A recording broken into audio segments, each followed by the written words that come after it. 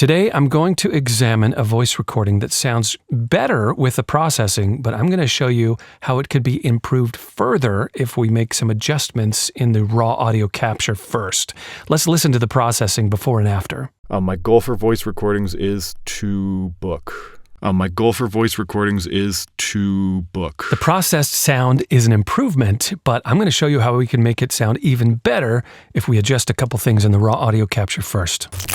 So my name is Lenny B, and I can help you improve the quality of your voice recording. If you are a voice actor, if you are competing in a voiceover space, if you are creating content, if you're a YouTuber, if you've got your own channel and you're cultivating an audience, or if you're doing any kind of streaming, whatever you're doing, capturing your voice on a microphone, the cleaner, the more natural sound you can get on your microphone, the better and stronger the connection can be with you and your audience. The more authentic and the more natural you can sound, that's how you create relationships. So you want to make sure you get a nice, clean recording, and that's what I do and help people with. I'm glad you're here. If this is the first video you're watching of me, my goal here is for you to leave this video with a couple ideas and go, I think let me try that in my own voice recording, and I think you're going to learn something today. So in this video, it's his name is Chris, and I appreciate Chris letting us use his audio as kind of a test case here. Chris is recording on a Rode NT1A microphone. Now, this is the Rode NT1 Signature Series, so he's using an earlier version, but these mics are so great. A really low noise, professional microphone for such a great price, and so he's going from his microphone into a Focusrite Scarlett Solo. Now, he is using a third generation audio interface like the one we've seen here. Again, great price and absolutely capable of creating and producing professional audio. Now, when somebody sends me audio like Chris, the first thing I do is examine and diagnose it. That's really how I can help the most. I listen to the raw audio capture and I think about the gain staging and how the room is influencing the audio, mic position relative to the voice, mic position relative to the walls in the space and the room.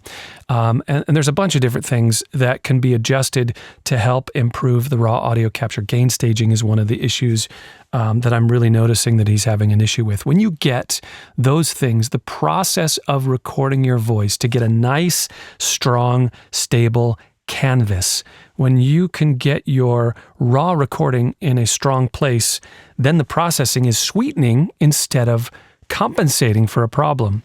Now, you heard in the beginning of the video, you heard the difference. It's an improvement, but we've got to fix some things happening in his raw audio capture, and that's what I want to show you today. Chris is a beginner, and you know what? Everybody at one point was in this situation, and you don't know until you know. So we're going to talk about some of these things today. The biggest thing, and the first thing I noticed right away, is that I had to increase the gain about 6 dB to get it in the right place. When he sent me the audio, it looked like this, and let me play it for you real quick. My goal for voice recordings is to book. So you can see on the U-lean meter here on the left side before the processing, he's peaking at about negative 13 dB. I want you to peak at about 6 dB, negative 6 dB. That is a really strong place for you to be. So that was my first level of compensating, was I had to raise the gain. And that's something directly related to the amount of noise that you can get. The proper gain setting on your audio interface allows you to hit the audio interface to get you the best tone. It's kind of the sweet spot. You got enough headroom to work, but you're covering up as much of the noise in the room as possible and in the preamp itself. So that's the first level of compensating that I'm doing. Let's see what else is going on. My goal for voice recordings is to book. I feel like my lack of a resume in voice acting, as I'm a former cancer biologist and researcher, is something that's kind of hindering me. So as I'm diagnosing and listening to this raw audio capture, it's revealing a lot to me. I'm hearing a frequency imbalance. We're a little light on the low end, which means the low end is being canceled out by some short reflections probably. I'm hearing an overcompensated mid-range, which is also something probably related to a short reflection that he's getting. That's mic position in the room. That's the lack of or position of any acoustic treatment he may have or may not have in the room. So the way that I confirm this is with an EQ. And if I have to do some EQing and I'm putting a lot of pressure on the EQ to get a balanced sound, it alerts me right away that we've got an imbalance and there's a problem happening in the raw audio capture. Let's take a look here. This is one of my favorite plugins. It's the F6 floating band dynamic EQ. This is a surgical tool. It's by waves, and it helps me really identify what's going on. So I'm going to, in real time here, see if I can balance out the audio. So you're going to see me as I want you to see how I have to modify some of the frequency spaces to improve the balance of his raw audio capture. My goal for voice recordings is to book. I feel like my goal for voice recordings is to book.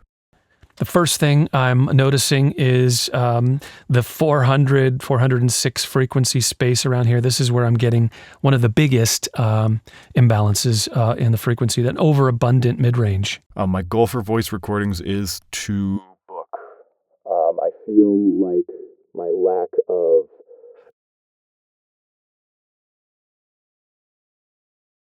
my goal for voice recordings is to book. I'm going to replenish some of the gain that's been lost by making such a big cut here. My goal for voice recordings is to book.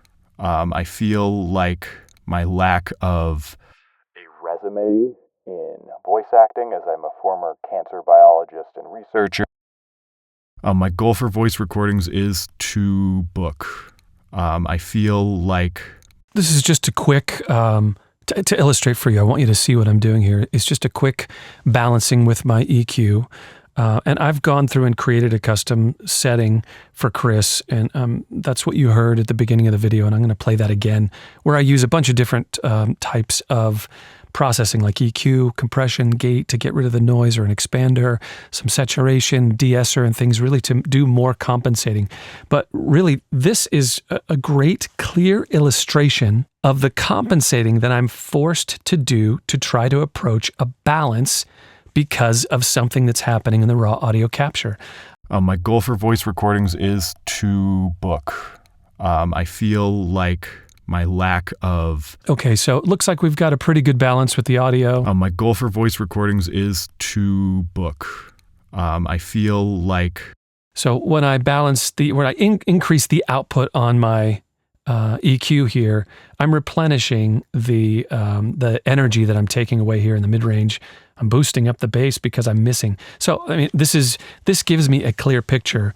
This is it's like a negative of what I have to do to balance the audio.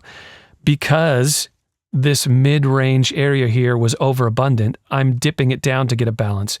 Because there was a lack of bass here, I'm having to raise this up to compensate to get a balance. You can hear the balance that I've achieved. Let me take off the EQ so you can hear it, and then I'll engage the EQ so you can hear how the voice kind of... it comes forward.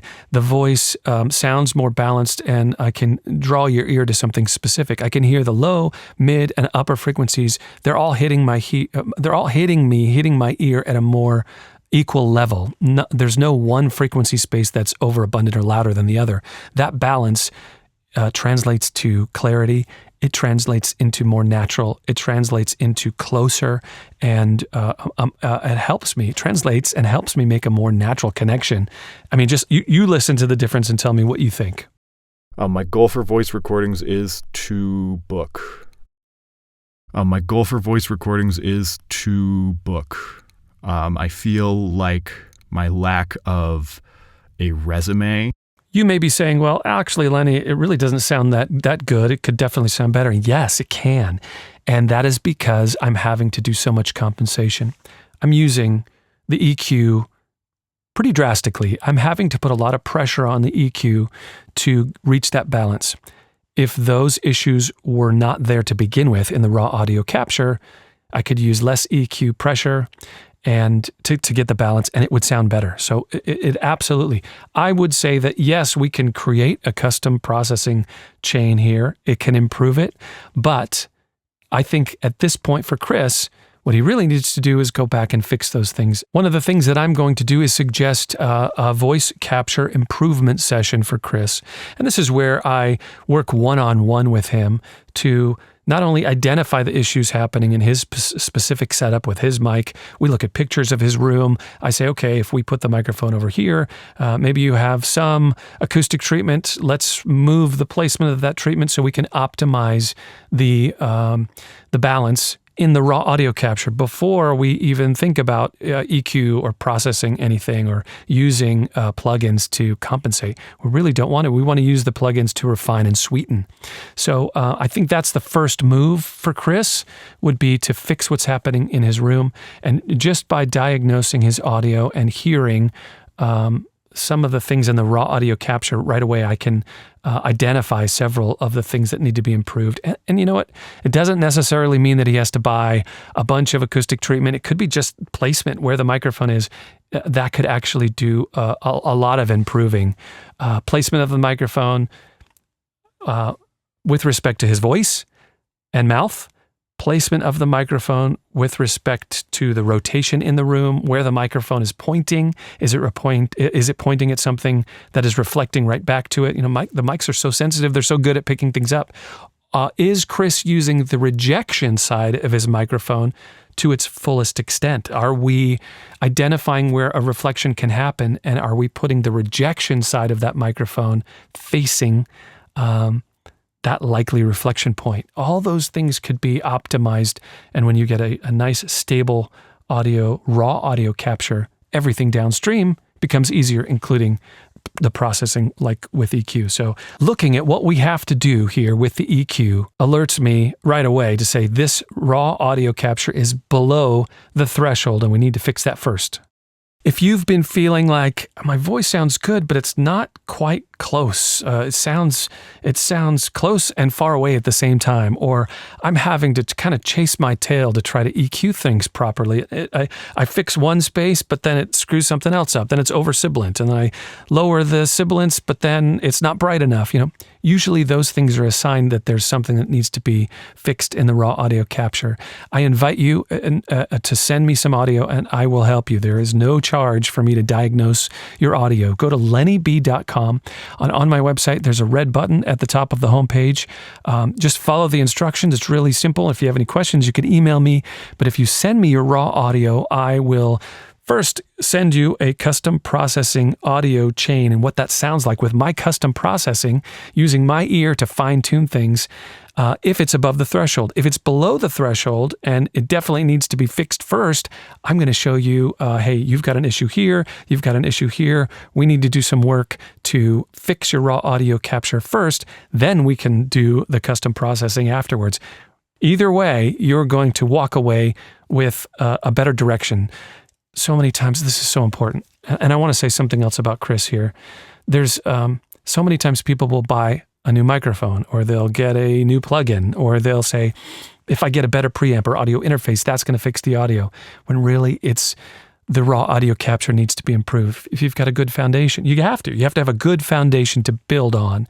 And once that's solid, then everything downstream is much easier, like processing. Processing should be refining, not compensating. And I have a real interesting perspective because I've diagnosed so many raw audio files. I've heard thousands over the years, and I'm getting really good at diagnosing and pinpointing what needs to be finished. I want to say this about Chris here. I want to play, actually, let's do this. Let me play without the processing, and then I'll engage the custom processing. Now that you know that his raw audio capture needs to be resolved first, he has to fix his gain, he has to fix how his room is imprinting itself on his raw audio capture. We need to get more pure voice and less reflections, and that could be mic placement, it could be a bunch of different things we need to do. Now that you know that that needs to be resolved, you can hear the processing is an improvement, but it's compensating, and it could sound better. Let's listen to the raw audio, and then I'll engage the full custom processing setting that I've created for him. My goal for voice recordings is to book. I feel like my lack of a resume in voice acting, as I'm a former cancer biologist and researcher, is something that's kind of hindering me. My goal for voice recordings is to book. I feel like my lack of a resume in voice acting, as I'm a former cancer biologist and researcher, is something that's kind of hindering me. You can hear the processing is an improvement. It's optimizing the sound, but you can now hope you can understand that it could sound even better if we get that foundation right. I want to say this about Chris, and this can apply to anyone. I'm kind of shifting gears here, and I'm talking about marketing a little bit. There's a superpower that Chris has that I want to call out here. A former cancer biologist and researcher. Man, Chris, if you're listening, or anybody else who has a similar field of interest, boy, Chris, anyone who has voiceover, if he sounds like he's competing and doing voiceover, man, you're a specialist on biology and research and medical jargon. I don't know anything about that stuff, but you do. And make sure you brand yourself as a voiceover artist who specializes in cancer research and biology. You've got that behind you, and you will read scripts on those subjects better than anybody who's acting. Just want to throw that out there. I know that's a total aside. And the reason why I'm saying that, here, let me listen to what he said real quick. I feel like my lack of a resume in voice acting, as I'm a former cancer biologist and researcher, is something that's kind of hindering me. He's saying that he feels his lack of voiceover resume is hindering him. He has a huge resume speaking on the subjects of biology and research. That's huge, right? And so if I'm somebody looking for a voiceover artist to read some type of a medical script for a new medication or a new study that's happening, man, he's the one. I would rather have somebody that can transmit that emotion and tell that story more comfortably and more authentically than somebody who is acting. Just throwing that out there as just something to consider. So, what's your superpower if you are presenting something using your voice, creating content? Are you speaking and sharing a story on something that you're well versed on, or are you trying to be everything for everybody? I just wanted to hopefully inspire Chris a little bit.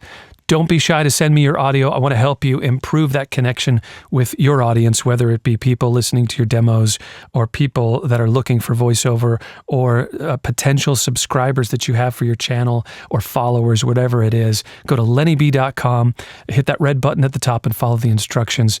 Thanks for watching.